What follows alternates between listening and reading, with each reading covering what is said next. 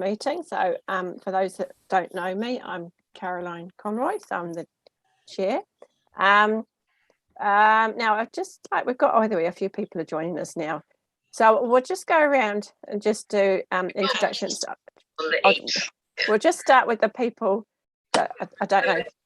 Jane, would you like to introduce yourself? No. I'm Jane and I'm from Port Waikato, the Ratepayers Association. Great. Now, can everybody put themselves on mute if they're not speaking, because there is a little bit of background interference from. That's it. Thank you. Then we'll go to Russell. We're just doing introductions, Russell. Russ Davis, Port Waikato Ratepayers Association. Great, nice to meet you. And then got Flea. So, Flea here from Glenmurray Hall Association. Right, and then we'll just do a quick who's the democracy team? Who's our lovely technical person here tonight with us? Yes, so I'm Matt and I am Lynette's counterpart down here in Etowahia. Right, lovely, nice to meet you. Vern, do you want to introduce yourself next? You got your mute. Hi.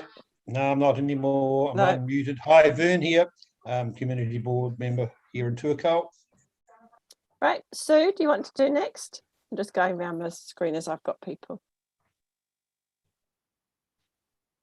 Sue Gorman? Sue, she can't hear me, obviously. No. Carolyn? Well, I don't think that there's anyone that I haven't met, but welcome everyone tonight. And I'm Carolyn here, your councillor. Right, Sean? Good evening, everybody. Sean Jackson, OTCB in Turco. Right. Candy? Kia ora koutou, ko Candy Ngātakia, hi. Community member. Kia ora, Candy. Bronwyn? Good evening, everybody. It's Bronwyn Watson from the Onewhero-Tuakau Community Board. It is my last triennium this time. And it's your first go on Zoom, isn't it, too? So well done. Yes, it is. Right. And Stephanie? Hi, Stephanie Henderson, Aotearoa Tuakau Ward Councillor. Good evening. Great. Welcome. And Sue? Sue O'Gorman? I don't think Sue. Oh, yeah, she can. I did mine. Oh, okay. That's great.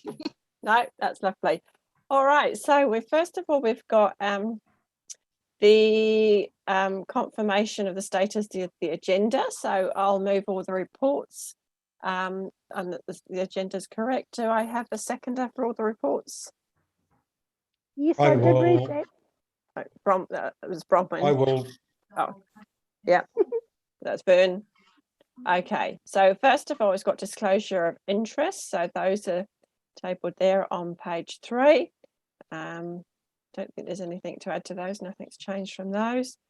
Sorry, Carolyn, you may have missed apologies. Apologies. So I think Jonathan's the only apology because he's the only person not here. Okay. Everybody else is present. Then we just need to just move and pass them. Okay, I'll move that the apologies be received. I have a seconder, Sean. Thank you. That's Sean. So confirmation of the minutes from the last meeting. So the minutes are there. Do you want me to go through the actions at this stage, Sue, or shall we do that? We can probably do that. All of the actions end up in our actions register in item, it's item 6.5. So they should all be covered in 6.5. Great. Now, Sean, you had your hand up. Yep. Yeah, if I may, I still want to point out, like I think I do every time, that we have a register of interest for the community board, yet it's not on any of the other agendas for the councillors and other members of WDC. Okay. So is there a requirement? My objection to that. Yeah. Now, is there a requirement for us to have that register of interest on each? Matt, are you able to answer that? So I think there was a resolution passed in the audit risk meeting. It's I think at the beginning of the year about disclosures of interest, and that would have been included in the community board agendas.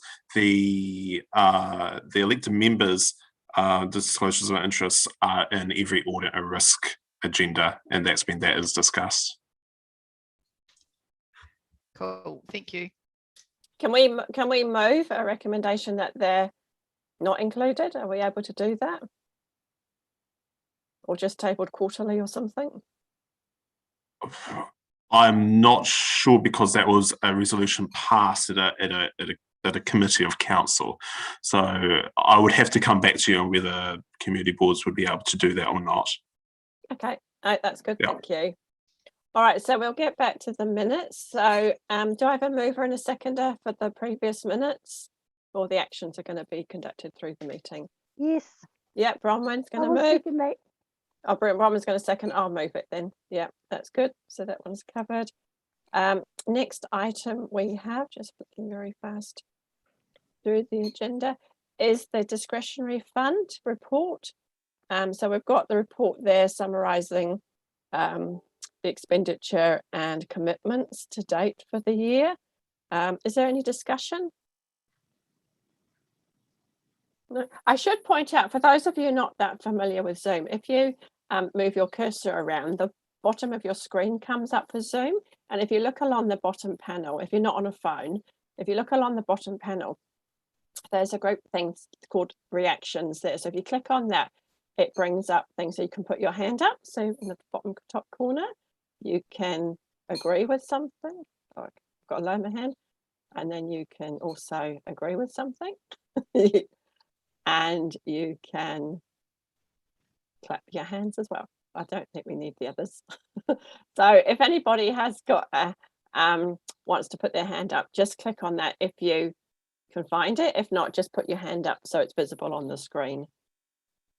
So oh, I get rid of that. Yeah, Vern.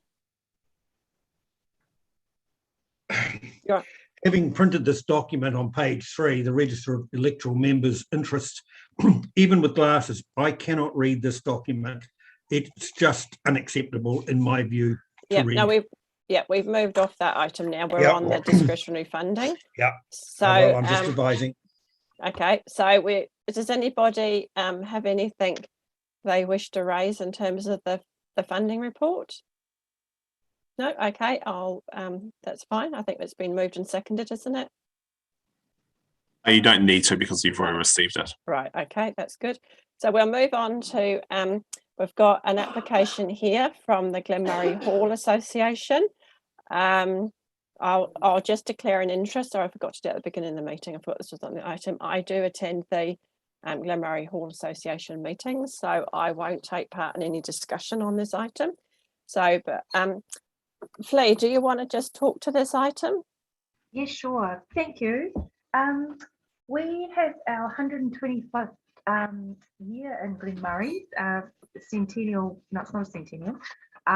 It's a commemorative tea towel that we've put in. We're asking for $1,200 to have a commemorative tea towel printed, and very sadly, it's looking like this might be all we get to do this year, unfortunately, particularly going off what's been announced today. We had planned to try and roll something out for the community on the 13th of November, but that's not looking very good at the moment. So what we thought was we would just like to have a tea towel printed with one of the heritage images, maybe the original Glenmurray landing and a current image of the hall. So it's a bit there and now kind of thing. Yeah, that's our goal. That's great. Thanks, Flea. What I'll do is I'll take any questions from the committee, and then we don't have any further discussion on that item until we get to the end of the meeting, and then we'll have a discussion as a board around the funding that the board wishes to allocate, and then you'll be advised of that at the tomorrow by either Sue or one member of the democracy team. Sure. Okay, Carolyn, you've got your hand up. No questions, Flea, but I was just going to say what fantastic photos. And also, I love the idea of a tea towel. I really do. We have our children's school tea towels and we don't often use them, I'd have to say, but there's nothing like a commemorative tea towel. Everybody old loves them. commemorative. Good idea. Thank you. Yeah. Ben? Hi, Flea. Hello. My question was, how are you distributing these? Is there a donation? Are you gifting them? What's your plan? We would have them available for purchase at this stage. The general price point seems to be anywhere from $12 to $15. We haven't really discussed too much more about that. Yeah, that's the thinking at the moment, and I guess there might be specific people I don't know that we could gift it to. Not sure then at this stage. We just thought we'd better get something rolling because out of a really messy year, it's going fast. So yeah. Thank you. Thank you for that. Right, any other questions or comments? Yep, Sean? You're on mute. You're on mute, Sean? You're on mute. You're on. Sorry, I've been holding my hand on the mute button, waiting to unmute it, and then when you speak, you don't. Just, I guess I know it's lockdown, obviously, so usage is being next to zero probably, but how are you finding the general usage of the hall outside of that? Yeah, pretty good. The Glenmurray, we haven't actually, I can't remember if we met when we last met. It's pretty hectic out here, even though it's lockdown. Farms don't stop, and because we're a farming community, I think people out here are fairly flat out. So I would imagine that yeah, we're all just waiting, aren't we, to see what we can do, what's happening next, what's the distancing thing, what's the vaccination thing. Very, very sadly, I think I just spoke to Andrew Caudle before, and I think the bike rides had to be cancelled. I've just heard that too, Flea. Yeah. Yeah, I mean, you know, that's 20K probably down on what we would make from that. So just like everywhere, it's kind of like, what can you do? When we're, well, to answer the question, when things are normal, the hall is in good use and the associated grounds are excellent usage. But yes, I would imagine that because it's all groups, a lot of group stuff, yeah, we have to really think what we're doing and be careful about social distancing and all the rest of it. Well, thank Hope you. that answers your question. Thank you, Sean. Stephanie, you got your hand up? Thank you. How many tea towels are you envisaging selling? Perfect timing just before Christmas. Hi, Stephanie. Thank you. Yeah, well, so normally with print, it's cheaper to go for more. So we've looked at 250 because that obviously goes a cheaper amount. And we thought, well, yeah, that'll be with us for a while. If we do a good job of what the content is, it'll be something that will probably go on for a little while. And like you say, over Christmas and other events. So 250.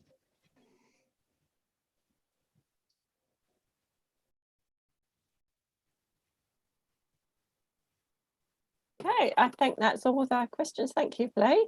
Thank you. So you're welcome to stay for the rest of the meeting, or someone will be in touch with you from the council tomorrow or next Thank you day. very much for your time. Thank you. Okay, that's great. Take care. Nice to see you. Same to you. Thanks. Bye-bye, Bye. everybody. Bye. So our next item is from Port, I think it's from Port Waikato. I'm just scrolling through the screen. It's on the screen. Right, yeah. So it's from the Port Waikato Residents and Ratepayers Association for the Children's Parade. Jane, are you talking to that? Yes. Yep. Yep, great. Okay, lovely. Now, I'm afraid I'm not very, I haven't used Zoom a lot, but hopefully you can hear me. We can. You're doing very well. I came into Tuaco last year. We apply for this money each year for our Christmas parade and the children's beach dig and music in the gardens we started last year. And just like Flea, who knows what's going to happen this year.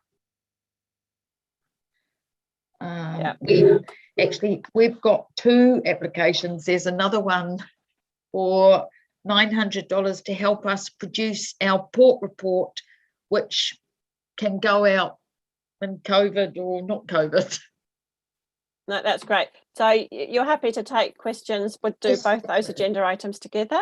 Yes. Yeah, that's great. So you're aware from the conversation with Flea is that we'll get questions or any comments from members, and then we'll park that one till the end of the meeting, and then we'll have a discussion around the funding for all these items. So I'll just see if there's any questions from anybody or points of clarification.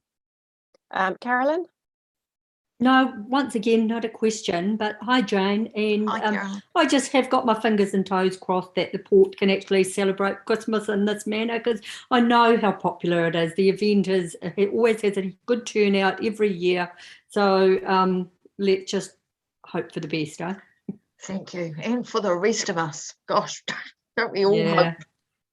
But just to point out, when you are digging, stay well away from where the sacrificial sand has actually been pushed up by the we might have to have the beach dig somewhere else.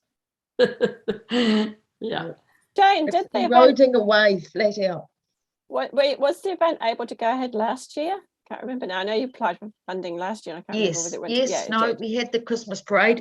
We didn't have as many floats as we usually do because it was a queer year, and the beach dig that was a bit later than we planned, but the music in the gardens was a real hit. We had this young guy who impersonated Elvis Presley. His grandfather was actually related to the 2 old girls who donated the Coburn Reserve, and he was just fantastic. So if we don't get to do the other things, hopefully in February, definitely music in the gardens will be happening. Great. I just have one question around the newsletter. Is that a printed format or is it all on email? And we print and we email it out, but we actually do send email copies to Alan Sanson, Carolyn, Jackie Church, and I've been told the Onewhero-Tuakau Community Board, and so I don't know who of you get that, and the NZ Police. I get it. I get it. You get it? Cool. I get it. So it's quite informative. We put, apart from photos of the surf club and whatever's been happening at the community hub, we put in any submissions or updates about the erosion. The locals contribute to writing in it. Russell, he's going to say something. Who's going to say no, even Carolyn participates in it, so it's open for anyone who gets their entry, shall we say, or item into the editor before, I think, like the 15th of the month, Jane? Yes, that's right. Yeah. No, that's great. Thank you. So now, thank you, Jane. So I think we've got everybody's asked any questions they want to ask. And we'll just move. I'll just check because I'm just very aware we didn't do the public forum at the start of the meeting. Russell, were you here for? Are you here for the lighting item, or is there something you'd like to add at this point? Thank you for asking. Let me get the video thing. Thank you for asking. If you look at your previous minutes, 2 items were put forward to this meeting. One item has to do with the blueprint. The second item, I don't remember right now, but it'll come to me in a minute. So there's 2 items that you both moved to be tabled at this meeting. Blueprint was one of them, and lighting was the other. Yeah. So I don't know when it's not listed on your agenda when you might wish to discuss those, but I saw they were brought forward to this meeting for discussion. I can certainly bring them forward for you. So there is one on the lighting at Port Waikato. So that's our next item, which is the action list. So we can go, actually that's,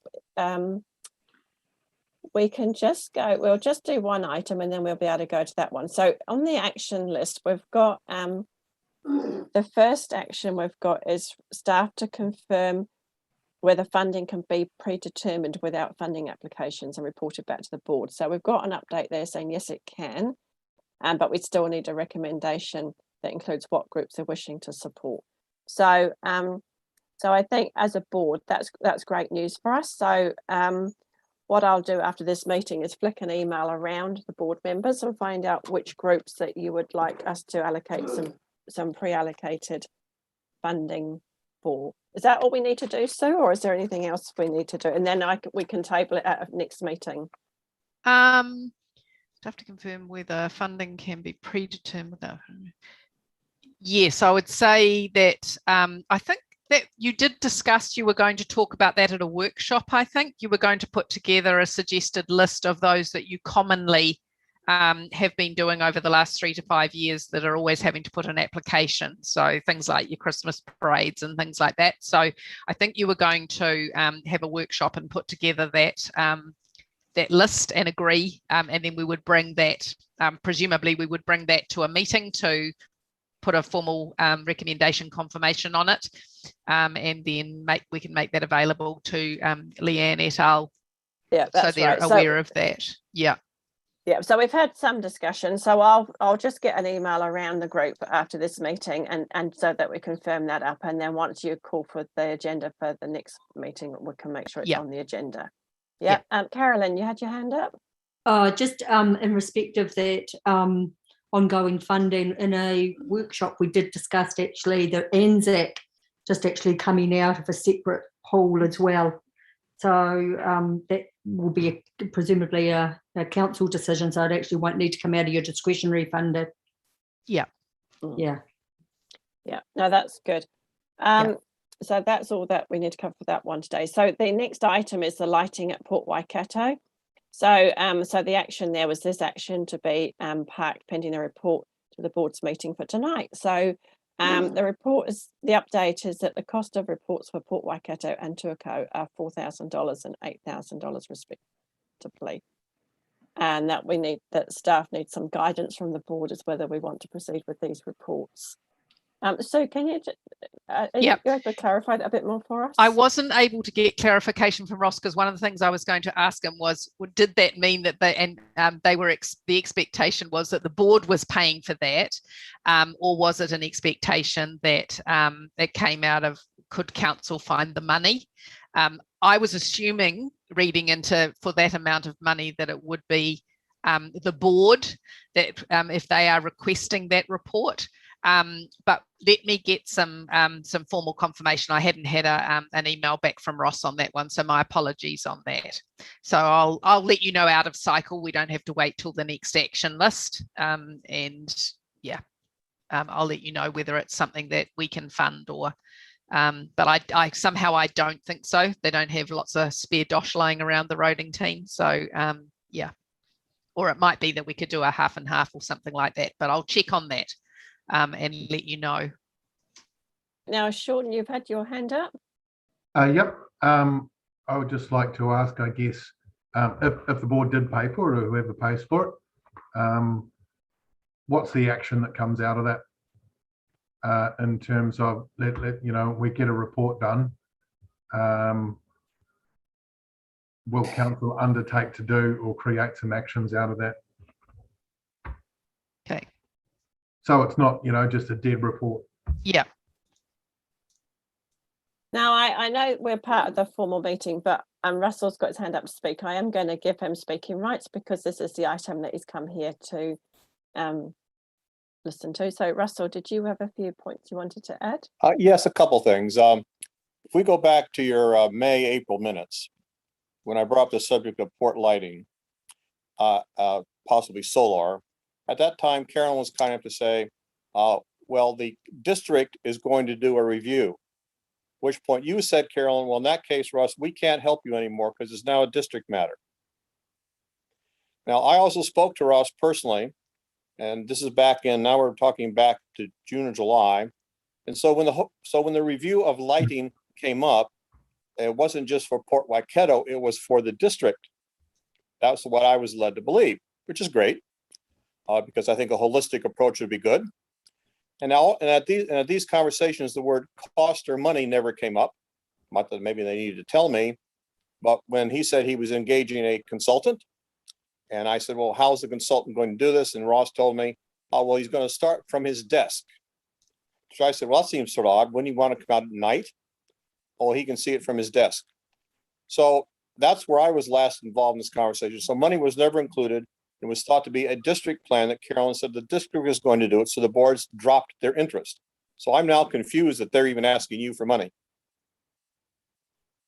I'll just, Carolyn's got her hand up, so Carolyn might be able to clarify things. Or Yeah, you're absolutely right. Russell's right. There is a scheduled district-wide lighting review in scope, and I'm assuming that the funding for that will be covered in the LTP. So I was also a little bit perplexed as to when the money issue came up. Yeah, why? My impression also is that it's already been allocated for that under the LTP, and we were, as a board, had discussed maybe expediting the Port and Tuaco reviews. That was my understanding. So at this stage, probably, Sue, are you able to get some clarification? I've written some quite detailed notes on that. And I'll get a proper response from Ross on that. If I might add one thing, because the other thing that's going on, we, the ratepayers, have been in touch with a supplier of solar lighting, who informs me that for reasons of confidentiality, he cannot tell me, but he is already selling to the district his lights, which are being attached to someone else's poles. Who he could provide both, but evident. So he's already a contractor selling lighting to the district and poles to the district. And we've been told, oh, well, that's not something we look into. That's an operational issue. So there's a little bit more behind this, ladies and gentlemen, than people are talking about. So you got a review going on, great. And you're right. You know, what's the result of the review? What we're going to pay for a dead paper? We don't want to do that. You guys, we wouldn't wish you to. It's because it's our money you're spending. And then the fact that someone in the district is buying lights and already installing them. So there's some things going on that you might choose to look at communication wise on the operations side, who's buying the lights and where are they putting them? Because my point's always been, while Port Waikato has needs, the district has them. And so we can't be selfish. I mean, we'd like to be, but it should be holistic. And if a lighting product could be used for everywhere or many places, that we would naturally like to be participating in that. So that's the issue for us. Great idea to have a review, needs to be useful, and you might wish to find out behind the scenes, where in the district are they being purchased for? Thank you for listening. Russell, are you able to give the name of that solar provider to Sue? Because that might help Sue in terms of her investigations, conversations with council. Why don't you, what I'll do is, I don't want to hold up the meeting because it's on a piece of paper somewhere on my desk. Yep. So why don't you continue with the meeting, and if I find it, I'll come back on and tell it to you.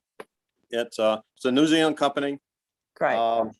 And so I don't want to hold the meeting up while I look. So no, that because the only thing I think we had left to discuss on your notes was to bring forward to this meeting the blueprint concept, and you may not be there yet. Thank you. Yeah, that's great. We have got the blueprint later on, but I don't think it's specifically to Port Waikato, but we can follow that one up. Yeah. All right, Sean, you had your hand up? Yeah, I was just going to add that person may well be people that are supplying us possibly Counties Power. And I think they're doing solar in some of the new developments. And yep, that's what I was going to say. It's probably new. It could very well be new developments. Yeah. So just FYI. That sounds good. So Sue's got lots of threads to pull together with that one. Yeah. Yeah. Great. Thank you. If I may, sorry to interrupt, I found it. It's called LZ New Zealand. LZ New Zealand. LZ New Zealand Lighting Limited. Okay, thank you. Lincoln North Auckland. Yep. Great, thank you. Yep. All right, so we'll move to number 2 on our list, which is the entrance fees at the Turco swimming Yep. pool. So that's a separate report, Hi. Caroline. So I've done the report on that. Yeah, Yeah, so that's we'll, the next we'll yeah, item. so we'll skip over that one for the moment. Then we've got the George Street and Buckland Road corner that there was we were going to get an update for today's meeting, but there's no update because the funding's still to be determined. There's nothing else to add, Sue, is that, or has that just been No, delayed because of No, COVID? that's all we could get. Yeah. Yeah. No, I think they're still working out there. They've been waiting with the roading items. They've been waiting for information from NZTA around what they're going to fund and what they aren't this year, because it wasn't clear at LTP time. I believe they've now got that information. So now they're looking at their budgets in line with what was being subsidised, what's now not being subsidised, what are the new things they're subsidising. So there's a bit of work going on with the roading budget at the moment. So there's not absolute clarity on how much they've got and where they can spend it, unfortunately. Okay, no, Yeah. that's good. So the next one, number 4, was the speed reduction signs, and that was change the Tikahanga school light indication signal to be switched on at 8 a.m. and 2 p.m. It says that's complete. Candy and Stephanie, is that as it should be? You're the 2 locals out that way.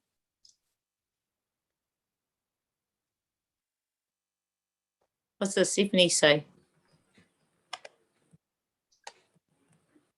Stephanie, have you got any do you know whether those lights are working as?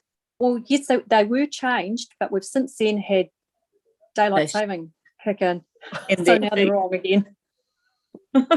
Yeah, I think we just Unfortunately. wait. Okay, so we're trying. So They did Yes. change it. Yeah. Mm. So hopefully Sue can just feedback that it needs to go forward an hour. That would be Yeah. great. And Yes, that please. can probably come off the list then. Yeah, I'll hopefully. take it off Yeah. and I'll just ask them to update it. They must have Great. other ones around the district that need the same thing to happen. Thank Yeah. you. So number 5, we've got the speed bend on Jellicoe Avenue. That it says there's no service request. So is that waiting on a service request from Vern. Yes. Vern? Yeah. Yes, it is. So I was down there yesterday afternoon with some residents of Amberley Park, who are probably the most vulnerable or at-risk people, although obviously all the general public is. We were just simply trying to throw some ideas out there about how to actually put this service request in, because I think it requires some thought rather than just we want to see something done. But if that's enough so to get something underway that we can actually have a roadings person come and join us for some general discussion to see how we handle it. It's a very tricky one. I think that you probably need a little bit of detail as to what the issue, I mean, basically I would be putting in there what the issue is and what is the outcome you're seeking. And then, basically then that will create the discussion. But if there's a bit of clarity up front, and I don't mean the solution that you're looking for, but the outcome. Okay. Yeah. So would it help the request if I actually had something in writing from the village to bring to the council as a request? Yep, you could attach that to the service request. Yep. Yeah. That was my plan. Okay. Yep. Thank you. I think too that that goes all the way down to the Jellicoe. That was Vern. In the original discussions that we had, Candy, there were to be some waves put in so that traffic had to slow to go through, excuse me, the chicane. That study was done a number of years ago, but I'm not sure where it actually ever went to. I brought it up, was it last year, I think? Oh, actually, or the year before when they were doing their corridor. I see there we have to lodge another service request for it. Yes. Well, how about you and I have a get together and we put it all Yes, together? please. Okay, sounds good. So Candy and Vern are going to work together on that one. That's great. So number 6, we've got the Tuako pool upgrade project. So it's around, this is around the leak and the entrance area. So the update makes sense. So in terms of the leak, like it's an operational matter, so they'll just investigate and fix it. I didn't quite understand the second sentence where if carry forward budgets are improved and we undertake an entranceway upgrade, engagement with the community board will occur to ensure the changes are fit for purpose. Do we know if or when that's going to happen? For example, depending on this. Sean, you got your I'm hand up. assuming, oh yeah, Sean might know more, but I would just assume that they're going to wait and see they're investigating the repair of the leak. That will cost a certain amount of money, and then they'll know what money they've got left. They can work with the community board on. That would be my understanding, but Sean, correct me if I'm wrong. I had a look at the minutes when we had a meeting there with community board, the councillors, the council staff, which was just short of a year ago. It'll be a year next month. At which point I believe they'd already started the investigation on the water leak. Yeah. At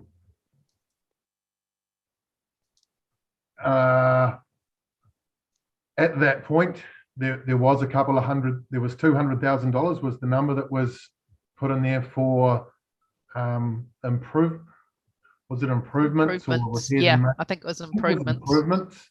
Yeah. So that response looks like there's zero budget. And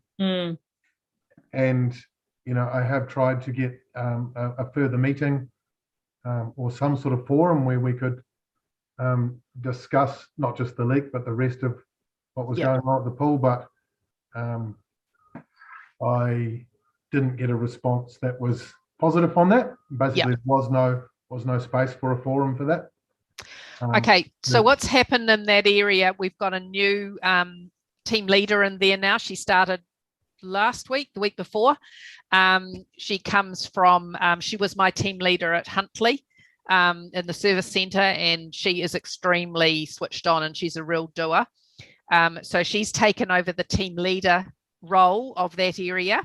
And so she's just getting her head around all the, it's a huge area, obviously, to get your head around with all the community facilities. But Megan has given as one of her priorities sorting out what's happening with the pools in general. So I will, her name is Mel Tafariti. I can never pronounce her surname. So I will see if she can give us a timeline on when we might see some concrete information, because I kind of feel as though this is not really telling the right story. It's just kind of like answering a question just to put an answer in. So we will make sure that we get the get an update from them, but it might not be. It'll take her probably a couple of months to get her feet on the ground and an understanding of what's going on. So I'm sort of with Sean on this one. This has been on the agenda for a long time now, over a year. I would have thought now would be the perfect time to fix the leak while we're in level 3 lockdown and the pool's not being used. My fear is that once we hit level 2 or level 1 and the pool's reopened, then the next thing it would have to be closed to fix the leak. So I think if there's anything that you can do to get this actioned while the pool's not in use, that would seem the perfect time. I'm sure a couple of people fixing this leak can manage social distancing and get it done, because actually it has been on the agenda for a year. That'll be good. Okay, so I'll push with that, and then find out for the ongoing about all your other ideas and how we want to spend that money. Then I'll also find out what the process will be around that, but I'll give the priority to finding out exactly when the leak is going to be fixed. I mean, the entranceway and the other things it can be done and keep the pool operational, but the leak would have to close the pool, and it will look really embarrassing if it's been closed all this time, and then suddenly when we can use it, suddenly it's closed because we're fixing the leak. So no, that would be great if you can do that. Thank you. I actually Sean? believe the leak has been fixed. I've Oh. seen, like, it's definitely being dug up and there's been works happening. Okay. I All right. I'll get a proper answer to that. Great. And if there is something, I mean, if you can flick an email around, that would be great, so that we're not kept in anticipation until the next meeting. No, that'd be good. So I think that's as much as on that, because then once we've got the leak done, like, I guess then we'll mean if we've got some spare budget for that item, then reading that, I'm not sure what that carry forward budget is. Carolyn or Stephanie, have you got any idea on these carry forward budgets?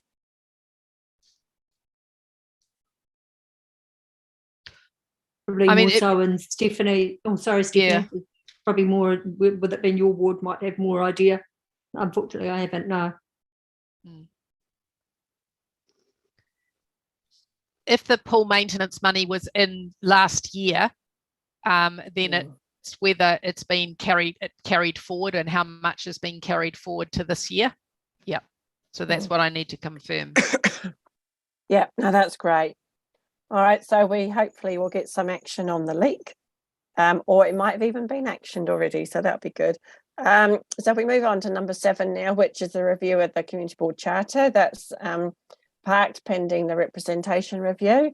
So guess there's nothing new to add on that one yet. No. The next one is the Tuaco Youth Centre building project. An application for funding would be completed for this project. This is to remain on the schedule. Anything further on that one, Sean or Bronwyn?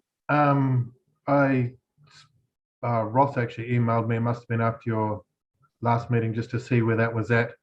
And essentially it's there. We just need $50,000 or someone to do the funding application, and that's where we're at. I will say that it did get parked in the process because the youth centre were engaging with the trust that maintains and Vern can tell me the answer, the trust that maintains the building there, Emergency Services Trust, but I'm not sure what the outcome of was that. I think they were keen to stay where they are, but yeah, really it's the $50,000. Yeah, so if we can find a nice benefactor, that would be great. Yeah. So actually on that subject of a benefactor, if I can put my hand up, it was up before. We have a couple of people in the area that are very strong philanthropists and would love to have some involvement in the community. And I am actually working with a councillor in regards to talking to these people and seeing how we might show them a project that they could well be interested in getting alongside. And perhaps that's something I can come back on as far as this is concerned.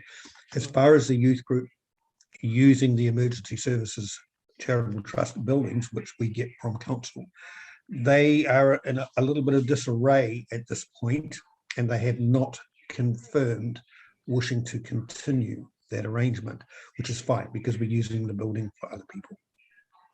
Great, thank you, Vern. That'll be great. I'll just see if Bronwyn's got anything to add, because it's harder without the screen up to see if she's got a hand up. Bronwyn, is there anything you'd like to add to this item? Not at this stage. With COVID being run at the moment, they're doing most of their things online as a Zoom project over the school holidays, so that the leaders of the kids that are leaders have a day in particular of doing things. Today I was reading, it was to do with fairies in the garden. The other day it was to do with one of the kamataras that's just passed away, and what he had done within the schools and the community with teaching stuff. So they are still doing things, but they're working basically from home at the moment until level 2 and 1 get back to normality a bit more. they do spend some time up there. They've just done a big clean up in the actual building itself, tidying out the old stuff and etc. etc. No, that's great. Thank you. So yeah, so we'll wait. Hopefully, but Vern might find some funding for this project. So that's great. The next item is rubbish in the Tuako CBD. So Vern, you were going to lodge a service request on that one. Yes, and at the time of that, within my talking to everyone, the council had a collector come round, and as I was talking to people about the mess, they were following along behind, so everything was done. But I believe we're still waiting from previous discussions and recorded that we've been asking for additional bins and larger bins, but no answer has come back other than no funds were available, which I think is a reflection on at times how bad it looks in the main street. And I'm sure we must be able to find a way around this one. Certainly I can lodge something further to this. Yeah, well, I think that was the point, because we talked about this last time where it had been an issue for the board for quite some time, but there'd never been a formal request made. At least that one way or another, we should get a formal response if we have a service request. So again, Vern, it's probably looking for something definitive around, you know, the perceived issue, which is real, but you know, I'm just saying what is the issue. Yep. And you know, like we are looking for X number of bins, or you know, larger bins, or whatever it is that you believe is the outcome. Okay. And then it'll go through a formal, and I'll let obviously this can go to the waste team, and we'll just let them know that will be coming through. Yeah, and then they can make a call depending on budget and things as to what they're able to do and what they can't do. Yeah. Okay, it's a particularly good time to look at it because there is an excess of rubbish actually in the bins at this point. Yeah. Sure. Okay. Yeah. Cool. I'll just comment. Sean. Thank you. I'll just comment to Vern and just say I'll help out with that. Just let me know when. Yeah. Well, I was going to ask you, Sean. Thank you. Carolyn, you've got your hand up. Yeah, at the risk of actually going off track here and thinking about raising a service request for additional bins because of the issue at Turco, it's actually probably quite pertinent out at the port too, in all honesty. Yeah, it is out there. Yeah, in the summer. Whether we are able to include that in the same I would do a request. separate one, Councillor Eyre. I think I would do a separate one. Yeah. Okay. I'm not sure how they distribute their budgets, or there might be differences for CBDs versus villages, or so it's probably better to keep them separate. Yeah. Oh, I'm happy to do it for that, both for the port. Okay. Right. Okay. So the next one is St Stephen's Road car park. So the staff are going to provide. So that's been parked. So the car park's been parked. Sorry. Yeah, Sean. Why is it being parked? So I'm assuming that was around the resurfacing car park markings, that sort of thing. I didn't attend the last meeting, so maybe something was discussed there. I think something's been missed out of there, actually.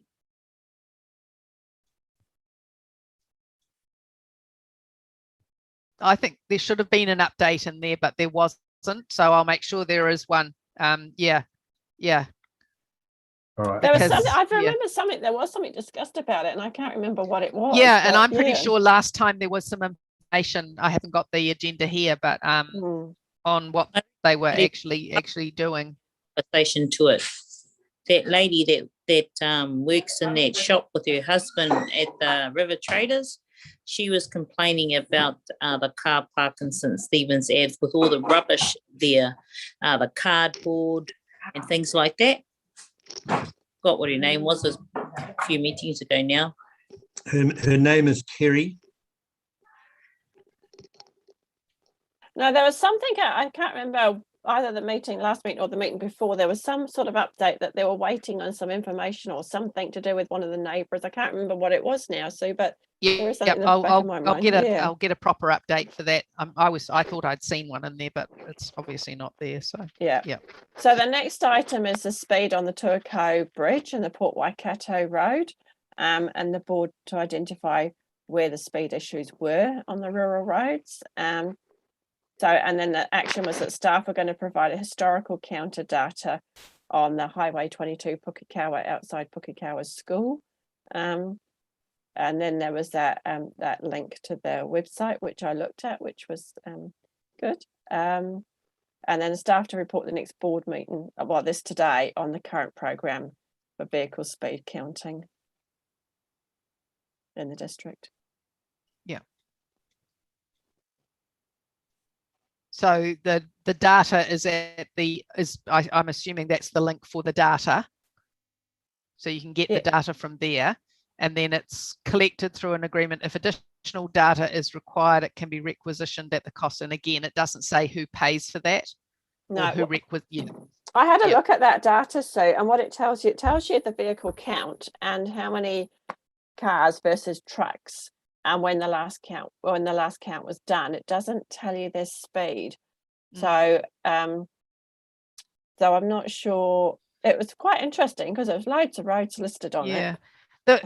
This action number 11, that was generated when we had the discussion with the police, and the police said if we can get hold of the data, then they would put some support behind, or I can't remember exactly what the conversation was that they had. It was when I can't even remember whether it was Todd or the guy who's taken over from him. And so that was what generated this action. It was the guy that was taking. Yeah, the lack guy of clarity. I mean, from him. It was No. Noel Foster. He had the kōrero that we looked to decide where we wanted to put that marker so that we could track what the speed was going along certain areas of the Tuako Bridge, Port Waikato Road. But historically, there was one put up at Pukekohe, apparently, and that's where they get the data from. Noel Foster. Yeah.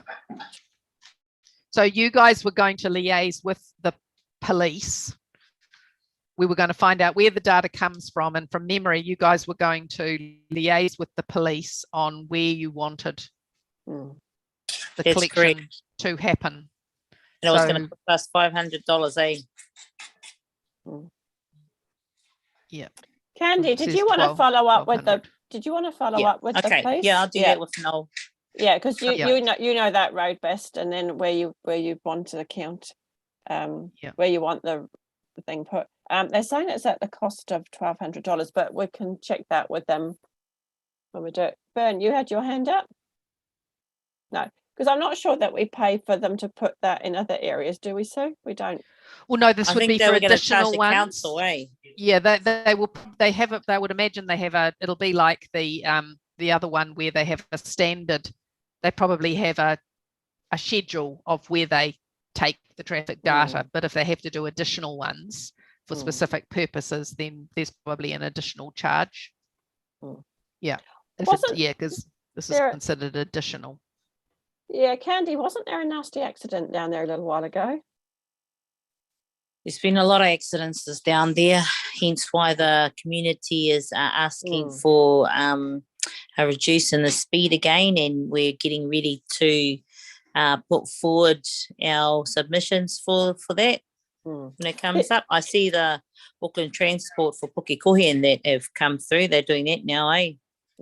I know the other thing is NZTA do safety reports every so often, or where they highlight roads where there has been accidents or fatalities, and that certainly puts road safety stuff higher up on the schedule. So when Gareth puts together the speed bylaw reviews, that data is all taken into account. That forms the recommendations around whether the speed zones should be dropped or remain the same. So they use the safety data. So it's, fatal accidents, extraordinary accidents.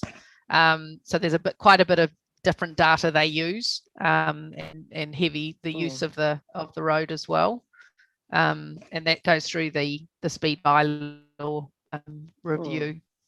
Yeah. But outside of that, Sue, if there's concerns from the locals, could that data be used to like as part of a project to look at the safety of that road? If there's if there's reports from NCT, because they will have those reports because it'll be ongoing.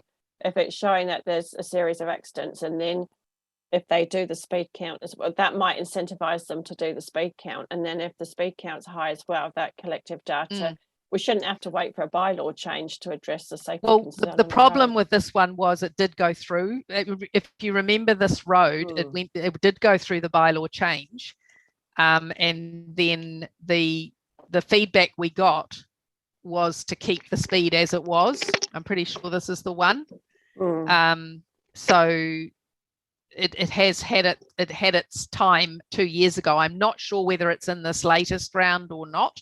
I'd have to check that. But that was more than 6 months ago, and there has been new accidents since then. So in effect, we could revisit this because we've got new information.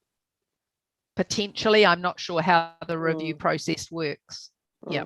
Stephanie, you've got your hand up, and then I'll take Sean's question.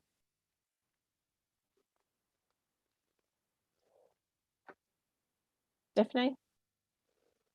Yes. Thank you. I'm sure on the Port Road I keep coming and going. In fact, one through his fence in a period of an hour. So it is ongoing. And yes, it did go through the process last time round, but the folk of Tikahonga were not consulted at all. All of the data that came through came from people living at the port who are driving along it, wanting to get where they're going as fast as possible and wanted the speed retained at 100 k's. Sean? Slightly side related, but I went for a drive up Klondike Road the other day. And whether this is best dealt with a service request, there's a pretty major slip up the top, not passable by car. I don't know if anyone has any history on how long that's been there for, but there's no sign as you enter either end of Klondike Road to suggest that you can't go through. I mean, I went through, but I wouldn't recommend it. Does anyone have any knowledge of that? Carolyn? No, I would just suggest a service request done, and feel free just to copy me in also when you get the DG number, and then we can actually keep an eye on, track and trace where it's going. But no, I'm not aware that there's any planned works out there, and in fact I don't know whether there's been any service request at all. But yeah, if somebody's able to do a service request, that'd be great. If you specifically know where it was, then it's probably best if you're able to do it. What's, you know what the name of the road is? Oh, I can look it up. Never mind. Carry on. Russell, I noticed you've got your hand up, and as this is a local issue for you, I'll give you speaking rights. Oh, thank you. Yeah, just you may or may not recall, but my first meeting, I'll say February or March of this year, prior to you allowing me to participate in the open forum, a gentleman sat next to me and brought up this exact same subject. How his wife had had an accident on the road, and he thought the speed limits were too high. To which Sean at the time said, "You're probably right, but in a democracy, that's just what it is because it's been voted in and it's now 100 kilometers an hour." Which he said, "Thank you," and he left the room. So if there's been accidents since then, whatever the democratic process might be to allow it to be reviewed again, it'd probably be a good idea, because if there are people, I live out here, who I say they pass me on the roads, they shouldn't be doing it. It's wrong. Someone will get hurt. And so I would, anything you might be able to do as a board to have it reviewed in a correct manner, rather than democracy take its course. It's a question of how many people die before you decide to change the road.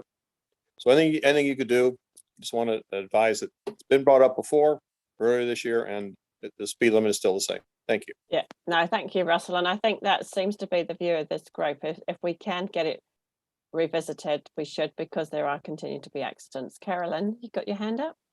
Yeah, like as Sue had just said, she's happy to see whether that will be included in the next review, specifically that road. But I'm also aware that in addition to the speed limit, is probably compliance with the speed limit as well out there, and that's where we need the police to actually step in and assist, because it's I mean, I've driven also on that road, and probably others that do frequently also know that it's actually bad driver behaviour as well. So that's, as I say, that's where we really need the police on board. Yeah, I think also, to be fair, some of the road surface is pretty ropey out there as well. So I think I would prefer to see this brought forward. I don't think we should have to wait till the next bylaw review, because like there is accidents. It is a road of concern for the locals. Candy, you had your hand up. Yeah, no, I was just going to support that because this has been on since the beginning of last year, actually last year and the beginning of this year. And I know who Russell is talking about, because that was my Uncle George. And he had raised it. But since then, there has still been many of accidents along that road. So there's an issue there. And I'm not sure how much we can push it as a community board, but I'd like to see that we continue to do so. And I know especially they did put some new signs up out there. So there are some new signs out there encouraging, it's got a police lady on it, encouraging us to slow down. I just don't think that's working, because there's quite a few straights along there, so you can sort of race. Yep. And even outside our Tūmarae, I had mentioned Te Aomarahi and Tauranga Nui, the speed along those areas we were concerned about. Kia ora.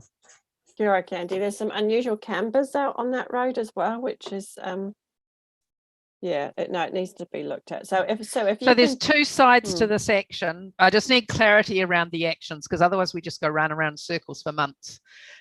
So you guys are going to talk to the police, because the police are the ones who manage the speed. Okay. My action will be that I will check whether it can be, if it isn't, whether it can be revisited in the pending speed bylaw review round. There are obviously, because it's a legal process, whatever that says, we have to go with. But I will find that out, because there is one pending, as far as I am aware. I'm not sure how extensive it is, but I believe it is a bit of a mop-up review. I think, as I said before, I think the difficulty is that it did go through a public consultation process. And yes, it might be the people who speed who put the reviews in, but it is always a public consultation process. And there was enough feedback for it to be changed, which is not usual. Most of the recommendations do go through.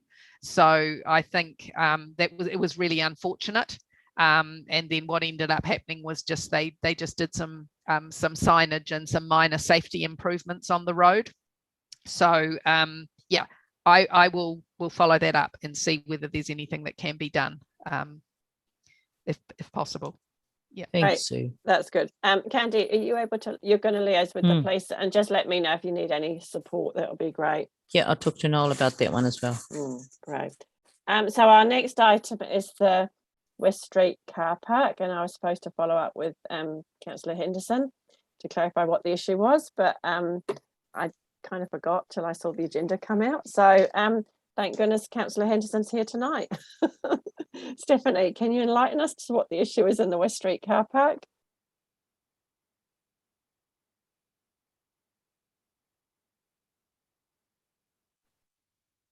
Are you there, Stephanie? Maybe she's... Yeah, I'm back now. All right, yeah. Can you enlighten us on the West Street car park? I've got a feeling the issue was in relation to George Street and the vehicles accessing the shops from the back, from the car park area, from memory. Because that was all supposed to have been tidied up back in Franklin days. We all had a big meeting there, and that's where the public toilets were going to go, and the car park was actually going to be configured, and the shops were going to be all given access from there, so that the delivery trucks were not going to have to go along George Street. So But is they've all there, disappeared. so do we know what the issue is? Or what the thing? Oh, Vern's got his hand up. What needs resolving? The Vern? issue is everything. It's presentation, it's practicality of use, lighting. Well, the car park everything. is actually Car park Yes. marking. these. Yeah. Yes. It's a disgrace. So the car park really needs to be reviewed by council. So it's lighting, markings, and tidy up. Is that the case? Because we need to give Sue the specifics so she can go back to the car park team or the roading team. And Sean, what about when you and I go back down there again to do that other job? And we did have that roading chap from the council. We took him around there and he acknowledged. What was his name? Can you recall? Gareth, Sorry? is it Gareth? Yeah, Gareth? he walked the whole town with us, Yeah. came down to Pongarata Road, everything. For me, I guess you can simplify it by saying when is there or what's the process, or when is the review for remedial works on car parks, CBD car parks. Okay.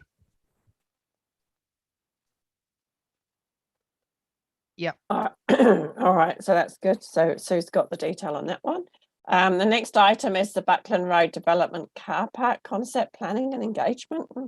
So the concept is planned to start mid-February with engagement and development of concept design. Is there any further update on that, Sue, or is that just going to rock No, along? I was talking to Sean about that this afternoon. Actually, I'm going to do a little bit of investigation on that as to it kind of just came out of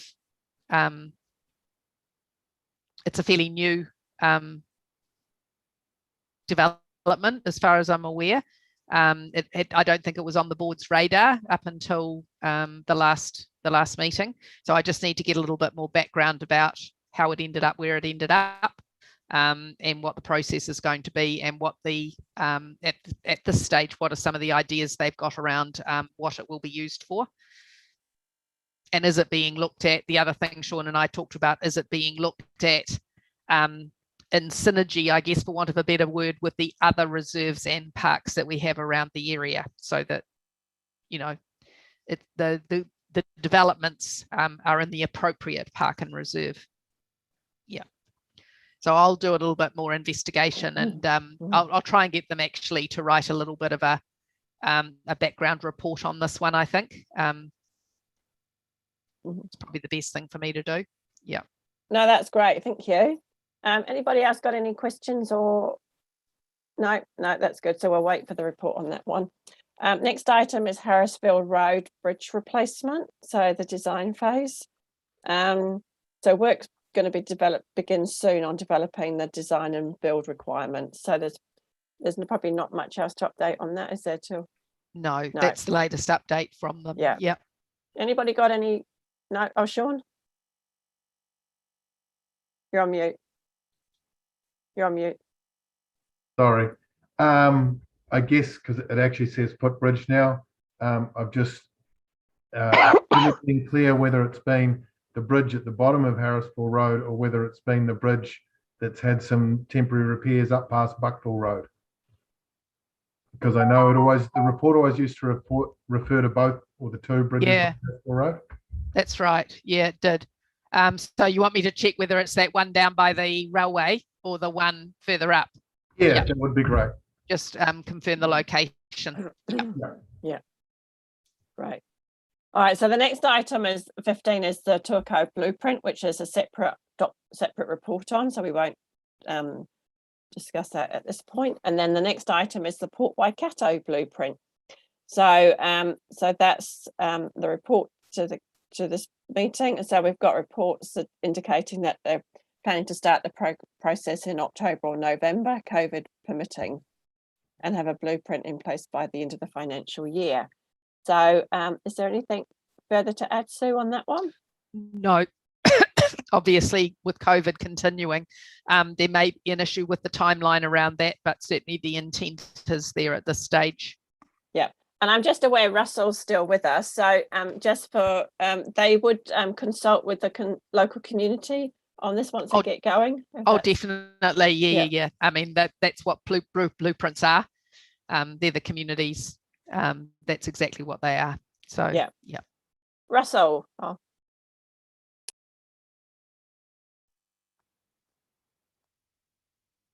Russell, you got your hand up? So let's see update.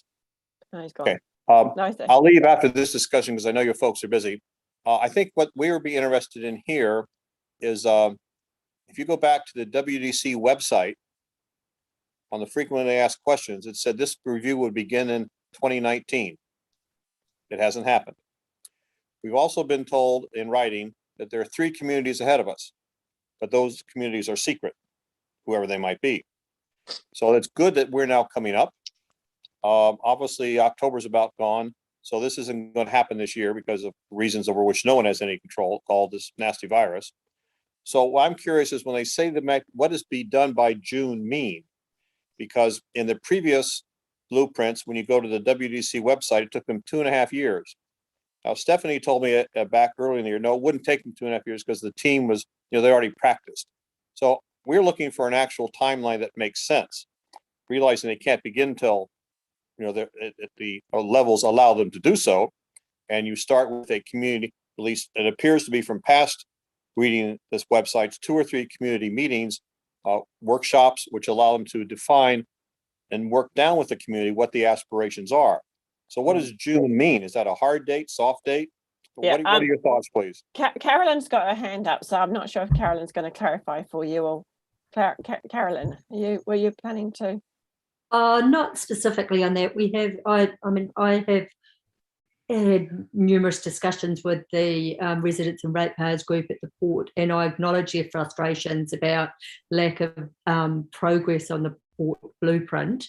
But just to give you a bit of context, Russell, that 2.5 years ago or thereabouts, when the blueprint process actually began, obviously it was before my term, the port was never identified as having a blueprint. So whilst they began initiating works with communities that were largely centred around the Auckland Waikato river corridor,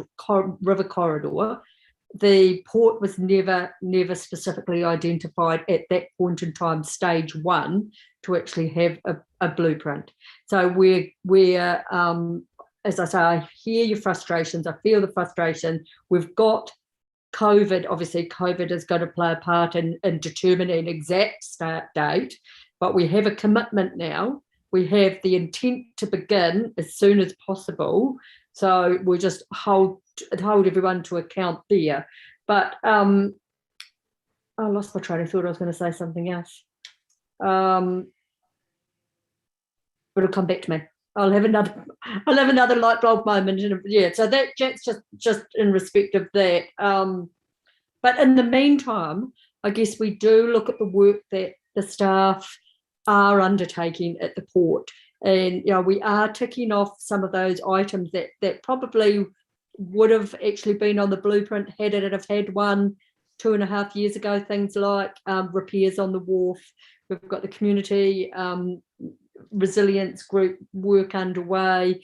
We've got scheduled playground works. I'm not saying that to try and appease. I'm just saying that as a factual matter, there are, whilst it hasn't got a blueprint and of its own right, there are some works going on there that I would hope are fulfilling community aspirations. That's just a comment. Yeah, my comment is that correct. But because the blueprint process, what worries me about it is that is enough of the community involved. Carolyn's very correct. There's a lot of involvement with the ratepayers group, and that's nice. But we want to make sure that the whole community has the opportunity to list their democratic aspirations, and you cannot do that until the blueprint process starts. And so you might find out that of the 10 things they want, 3 are being worked on. So you take them off the list, and the blueprint then works down to the 4 or 5. Of the 16 that have been done, every community has 4, 5, or 6 finals. So my issue is, great, I'm glad there's a commitment for it. It would be nice to find out how long this process actually takes. because because it does say on the website, 2019 Waikato would start. It didn't find past that, past history. Now they're committed. Great. But what is June at? What do you think June means, everybody? I mean, does June mean it's finished? It's still going on. It only takes 4 months. These are the type, this is sort of a transparency. We know it's not, how can I put it, permanent, but it'd be nice to have, it looks like this. Covert's done. When it's over, these folks come meet with you 2 or 3 times, and the team is very, very practiced. It takes them about 5 months. That is more than we now have, because right now all we have is June, and we don't know what that means. So thank you for listening. But that would be our point. Can I just add to that? Sorry, Russell. I think you make a really, really valid point about the whole community being involved in this process, and that's the issue I was actually just going to raise that I forgot. When it comes to consulting with the community, bearing in mind that a lot of the community are actually don't permanently live at the port, they are holiday homes. It would be really good to capture those people when they are at the port, and I wonder whether we look at going out to consult with the community. We look at around the summer, January, early January, although that sort of timeline when you are going to get a maximum amount of people down at the port. Would you think that that was a good idea, Russell? Is that I think when you've got yes, it's a good idea. What's important here from my viewpoint is that something needs to be advertised. It doesn't have to be permanent. It's what I call early warning. Dear folks. What I can suggest at this stage, if as one of the actions on this is that Carolyn's name is put to this to action, and that Carolyn liaise with Russell and the Port Waikato community about what would be good engagement around this project. Because I've got Stephanie's got her hand up as well. Stephanie? Thank you. Originally, the blueprints were urban concentric. So that was where the focus was. And then coming back into this new triennium, the group that run the blueprints then went round and just updated how the blueprints were going along and anything needed prioritising as in toilets and things that were needed. And then it was identified that there were rural communities that really do with their own blueprint as well. Port Waikato, Onewhero, Gordon and work round. So it's really great that they are then going to be on board and be part of the blueprint process. Okay, that's great. So if we have one of the actions that Carolyn will liaise with the Port Waikato community around in preparation for this, around effective ways of engagement. Vern?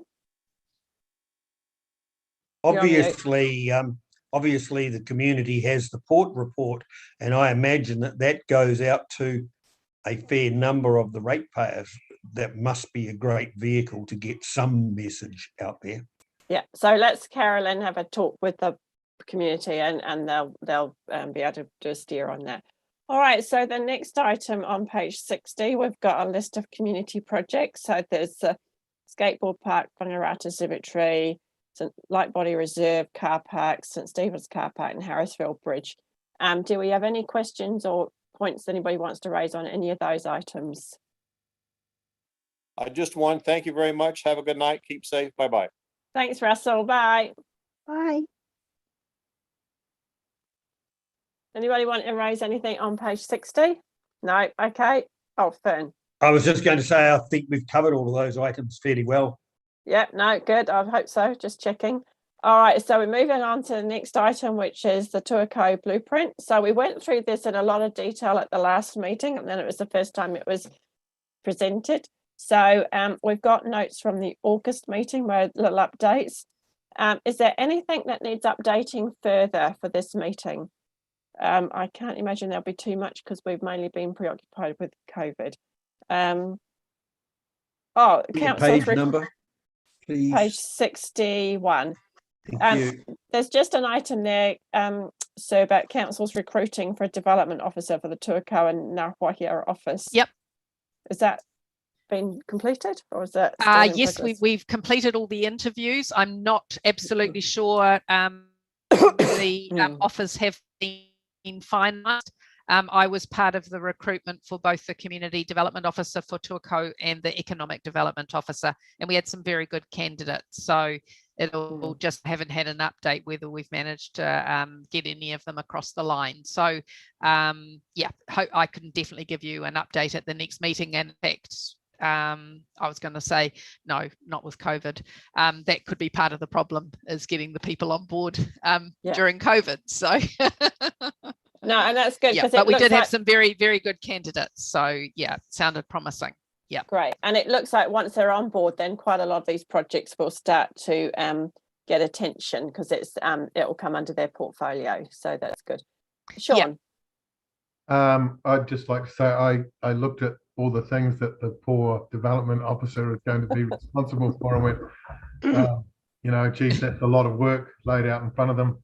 And I think it'd be great if we as a community board had an understanding of actually what the mandate of their role is. Yeah. So, because I'm sure the Tuakau Development Association will have some pretty big expectations of what their role does as well. So it'd be great if we. Yeah, they'll probably be keen on because there's two separate roles. There's the economic development role, and then they will have the economic development role is a bit of a combination of obviously economic activity and looking at what's being proposed for the district, all of that kind of thing up north. But they're also going to be playing a role for any major developments and being a kind of a facilitator, come case manager for some of those bigger developments with all the different parts of council. So that's a bit of a combination role.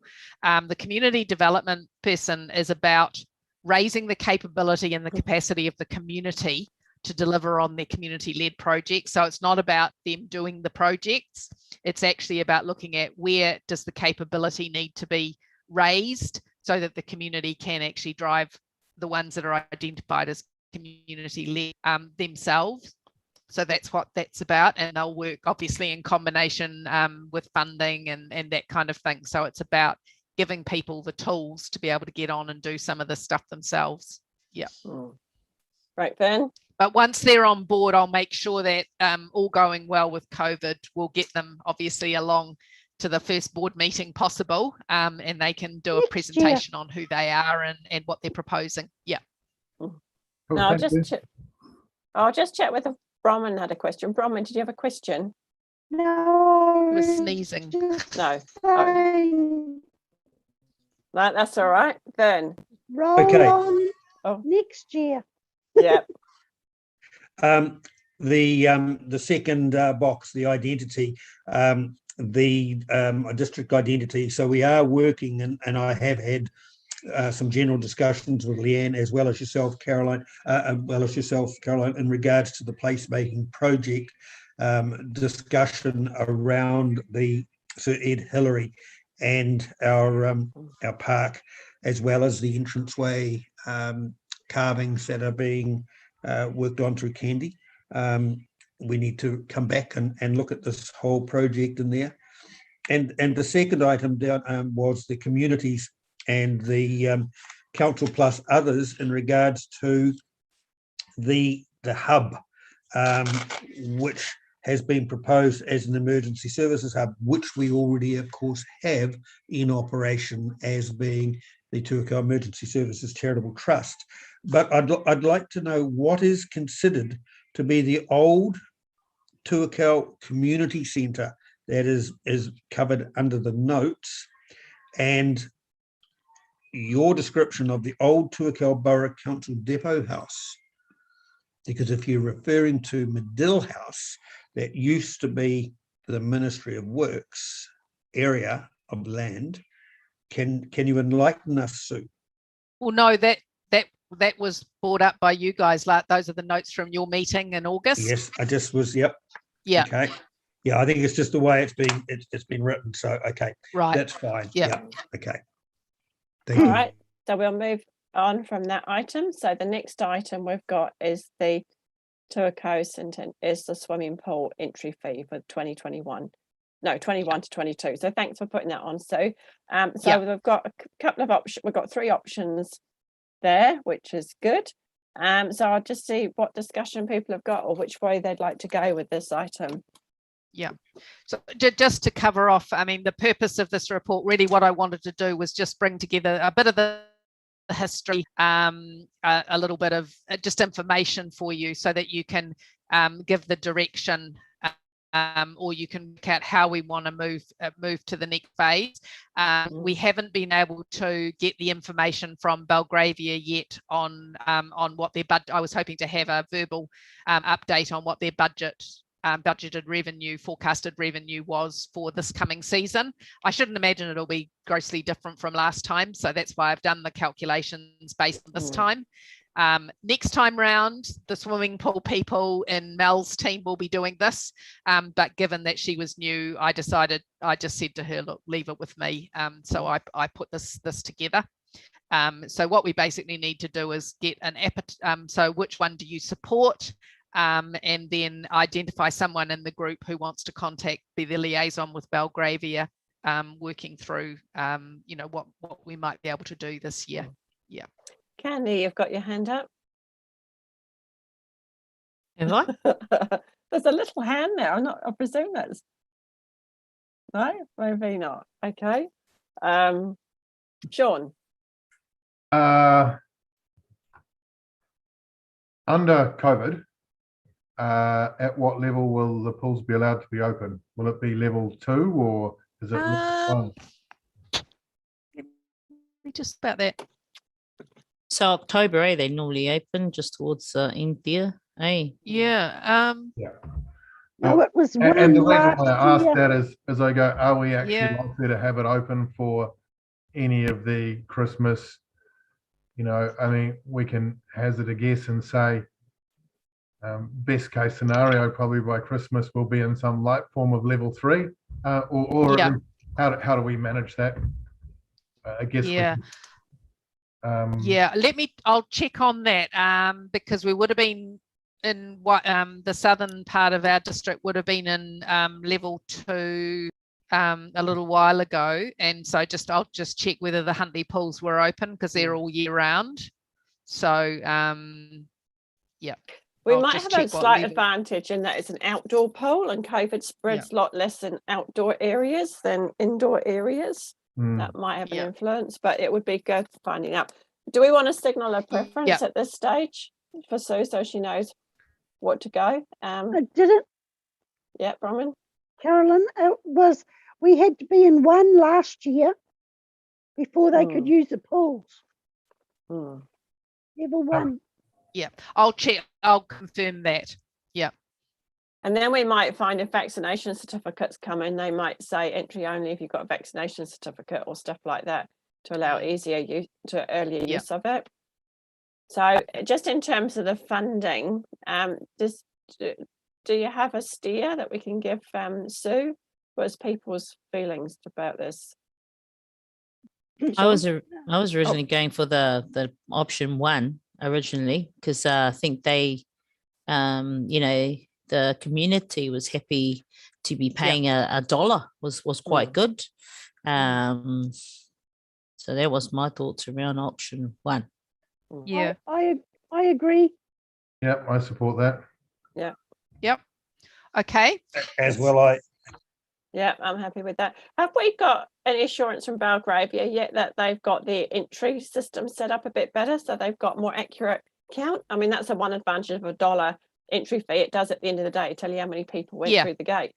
It does exactly. So it did exactly. So they gave us the dollar amount and then we worked it back from there basically. So no, that would be so in the recommendation.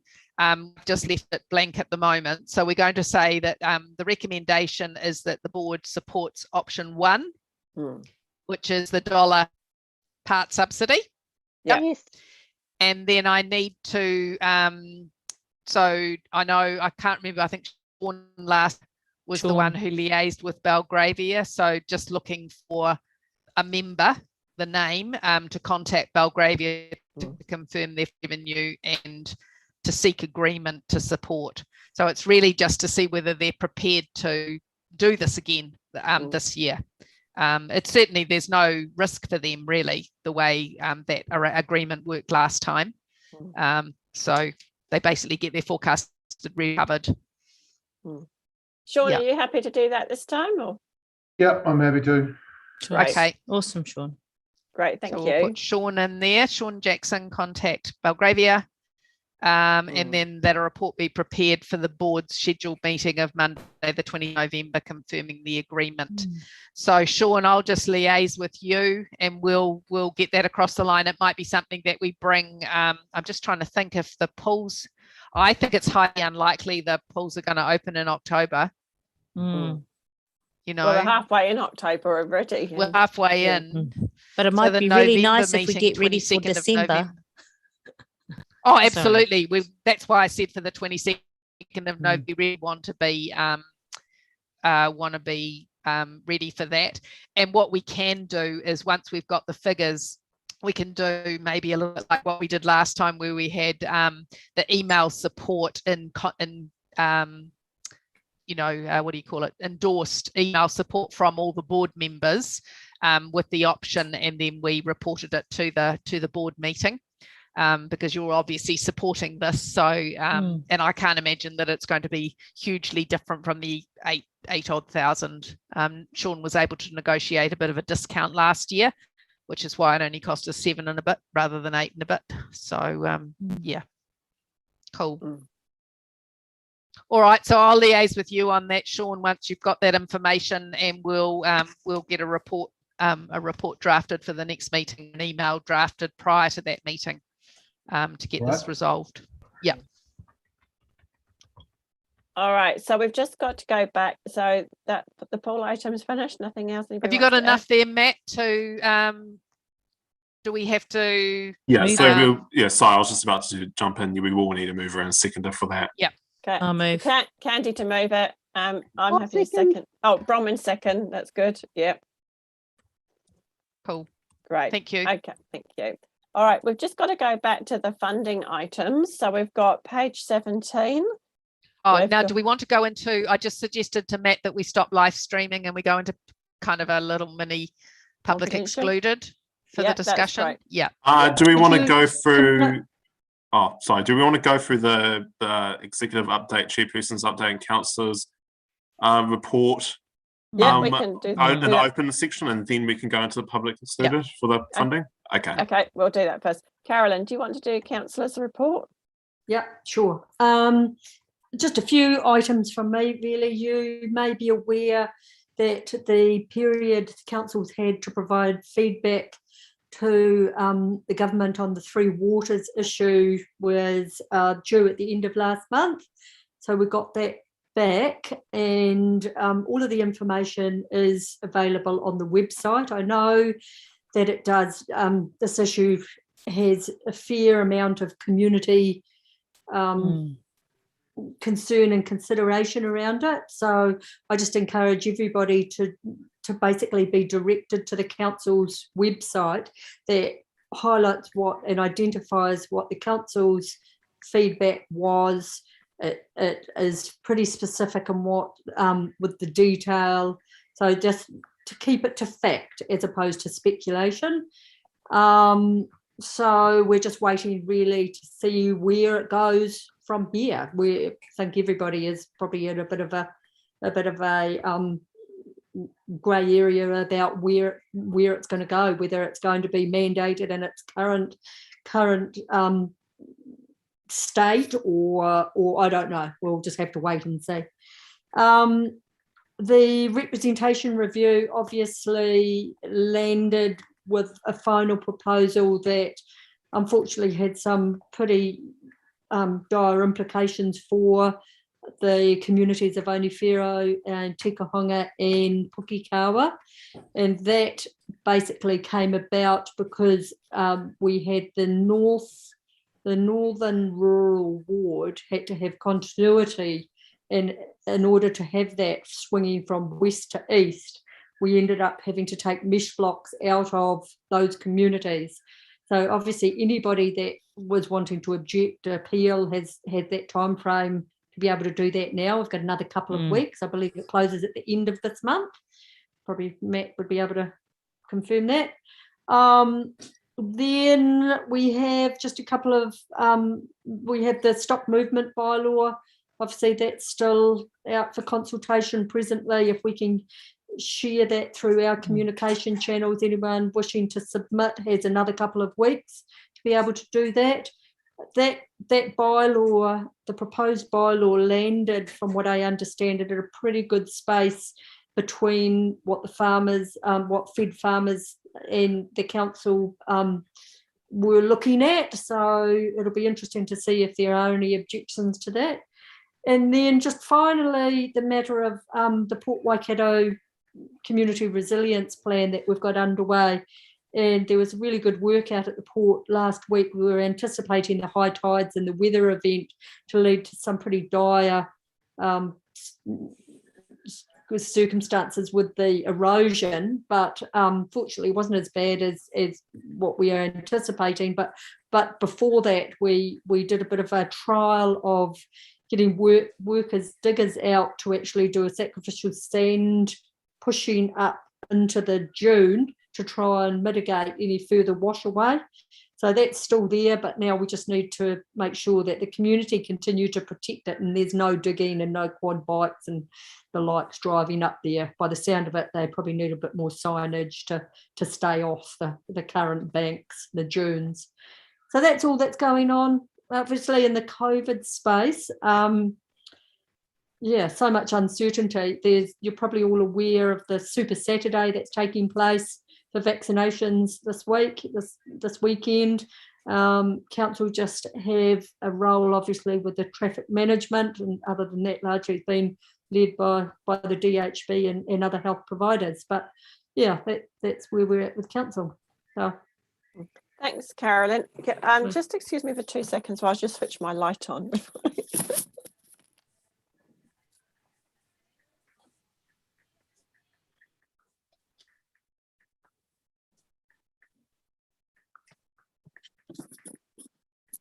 I was disappearing into darkness.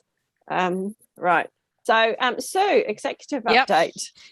Just a couple of things. Obviously, a lot going on in our world with COVID and, working out services and staff and all sorts of things. We got a bit of our P&C person was in a stuff article this morning around vaccination in the workplace and things like that. So there's a lot of very topical discussions going on.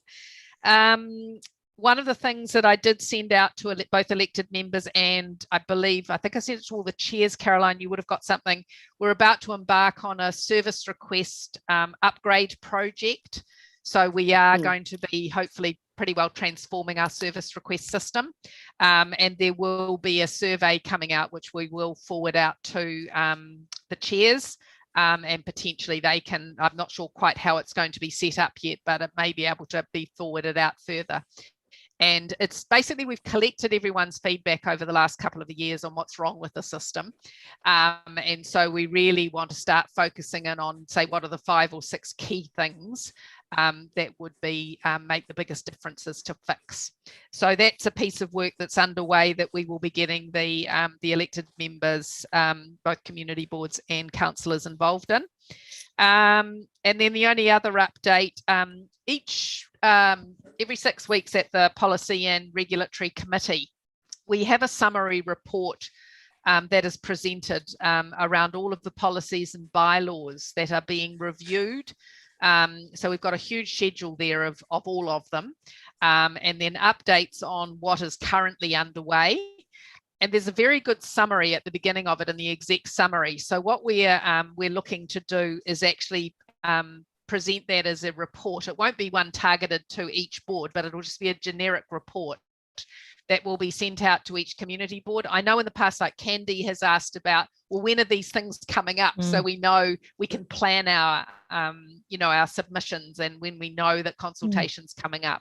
So hopefully this will help with that, because it gives a list of what's happening basically with the next probably 6 to 12 policies and bylaws and roughly when that's going to happen.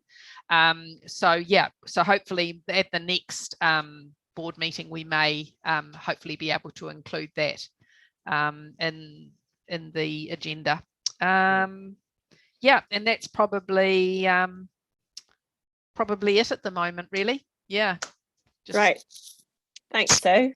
I'll go around the Zoom, everybody in turn. Vern, do you want to go first? Got anything to update? I think I've covered most of the points I wanted to discuss. I can say with great thanks to council, the updating of the equipment for the CCTV in town is very, very successful. I've been working with Cornerstone and Knoll with that. It's all up and running and operational as we speak. Right. Thank you. Sean? Thank you. No, nothing to add, but just wanted to say a special thanks to Candy for the work she's done in terms of getting both the COVID testing and the jabs as well into Tuako for our local people. So thanks. Bronwyn? I'll reiterate to that. Candy's done a great job. Plus all the things that she's been putting out on either Facebook and that I've been told by quite a few people when I've been out walking around that that they're really pleased to see things that she's been putting up for them. So yeah, roll on. Great. Candy? Kia ora. Thank you everybody for that. So it's for us, for our community. So I did want to talk about tabling the Māori strategy for the community board. If I am able to do that at the next meeting, Caroline. Yeah. We had a little look at that, so I'll get that out again for us to have a review over at our last workshop, I think, was at my marae. If I can do that, that's one. And then the other one, I really just wanted to just to have a mihi out to the passing of one of our karaua here, our rangatira, Mickey Te Kiwa Graham. Normally we'd do it at the beginning, but he was our kaumātua here of Tuako, and I know he had done many of mihi for our community board too. So just wanted to acknowledge his passing recently to the Graham whānau. Kia ora. Thanks, Candy. Do you want to circulate the strategy just by email to all of us? Probably include Sue in that as well. And then that way, once everybody's had a quick look and made any, if there's any changes or anything that needs to be added, then Sue has got that then ready to put on the next agenda. Kia ora. Yep. Then we won't forget or miss any timelines, because the call for agenda items comes out quite early. Yeah, no, that's great, because you did a good piece of work with that. That was great. And you're doing great work with the the COVID swabbing and the vaccinations for Turco and the community south of the river as well. So yeah, no, it's great. Thank you for that on behalf of all of us. So I think I went to the waste minimisation bylaw Zoom meeting back in beginning of September now. I look back in my diary to see the things I've been doing. So so that was a discussion. I'm not sure where that's landed. Hopefully, I'm not sure if Carolyn can give us it was a workshop. Workshop, yeah, that's right. It was just a workshop. So the draft bylaw, that we haven't got landed at the draft bylaw yet. No, so that will come out to us for consultation when it's. Yeah, we'll have another workshop on it before then. Great. Okay. No, that's good. As far as I believe. Sorry, which one was that? My apologies. The waste minimisation bylaw update. Yeah, that's good. And then I joined the councillors and board chair bi-monthly update on the 15th of September, and then the 4th of October, the Waikato COVID update. And I think both meetings focused on COVID. As everything else does at the moment. I just on that note, because my entire life at the moment seems to focus around COVID, just encourage everybody, hopefully everybody's been vaccinated, and if you can encourage your friends to get vaccinated and then get them to encourage their friends, we are only going to get out of this if we can get vaccination rates up to 95%. So it is great that we've acknowledged the great work that Candy's doing, because I think it's really important, and anything we can do to get anybody we know out for either Super Saturday or before that will be fantastic. Because I think it is really important. And even those who are vaccine hesitant, have a conversation with them.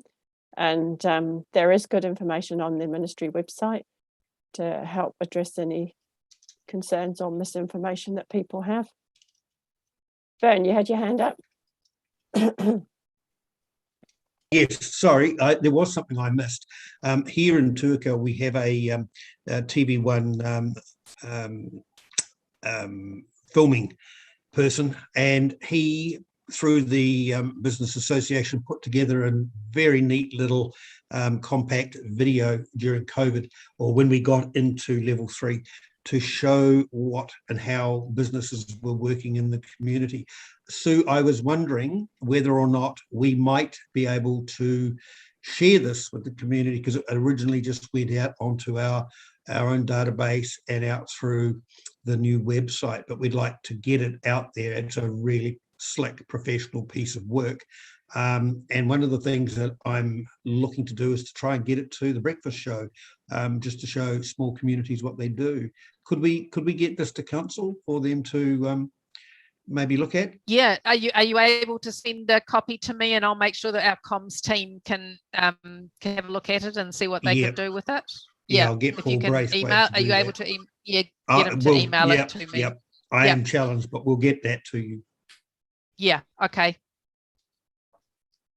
Right, and Candy, you've got your hand up?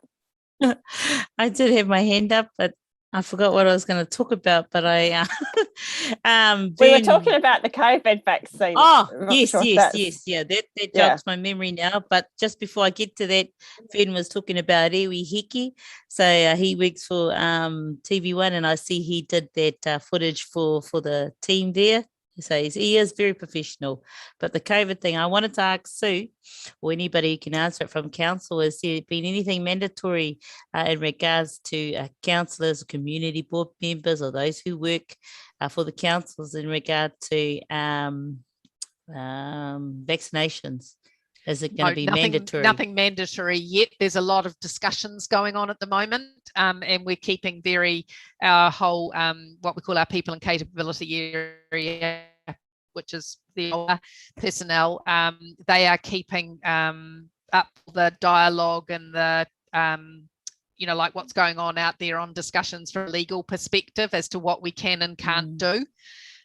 Obviously, was an article, as I said this morning, and I think it was Paula Southgate, Mayor of Hamilton, was suggesting that actually it probably needs to be a government mandate about public facing, things in public facing areas.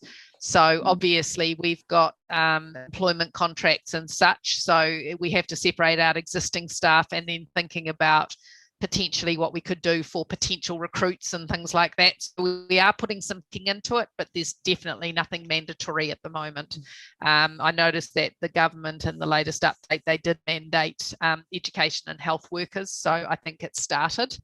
And they've got very clear dates as to when they need to be vaccinated by. So it will be interesting to see what happens with other public facing government, local government departments. Our CEO actually put an email to all staff today, very much supporting Super Saturday, supporting vaccination. So it's very clear where he is coming from. Yeah. I have to say, with my certainly with my union lead hat, we've been heavily involved in the discussions around mandated vaccines for health professionals. So it's just as Sue highlights, it's there is different criteria for new staff versus existing staff, and it was really we have tried to get it done voluntary, but and it really needed to come from government to be mandated to government, so it's consistent across all employers. So you've got the news before I have today around. We knew it was coming. Yeah. Aye. We knew It's it was anyone who has anything to do with health. So Yeah. it's, even volunteers in hospitals and people like that, and same in schools. Yeah. So Yeah. yeah. Just another question. Thank you for that. I wanted to know: is there any was there any kōrero at council in regards to is there a possible delay in elections for next year? No, I haven't heard anything. Matt, you haven't heard anything around that? I haven't. No, I haven't heard anything about that. No. Okay. Thank you. Carolyn. Carolyn, Well, I was just going to say probably on that matter, and obviously also with the no job, no jab type initiative that's coming out, if we can only work within the legislative framework, obviously the mandatory vaccination is inconsistent also with elements in the Bill of Rights. So that why council needs to ensure that there's a really firm legal footing before you actually implement any policy on that. And also when it comes to the whole delay in elections as well, we're just waiting to see if the government are actually going to pass any legislation that will allow for that to happen. I mean, it is an exceptional circumstance where work is mandated for workers. I mean, health professionals already have some vaccinations mandated, or where it's highly recommended, or where you can't work in certain areas. So, but yeah, and I think we were expecting it, but it did need to, like you say, Carolyn, it did need to come through a legislative framework rather than, So I think they will take a very cautious approach around which sectors they roll it out to, because it is a significant step to take. So now we better get back to the agenda. Can I just say, We're still live. Remember, we're That's still right. live. Yeah. Carolyn? Sorry, Bronwyn. on the news at lunchtime today on TV, in England, they are making people have the flu vaccination as well as the jab. So one was doing one arm and one was doing the other arm of essential workers and children. So roll on, like I said, roll on 22. That's right. So so we're going to move, I guess now that we'll move into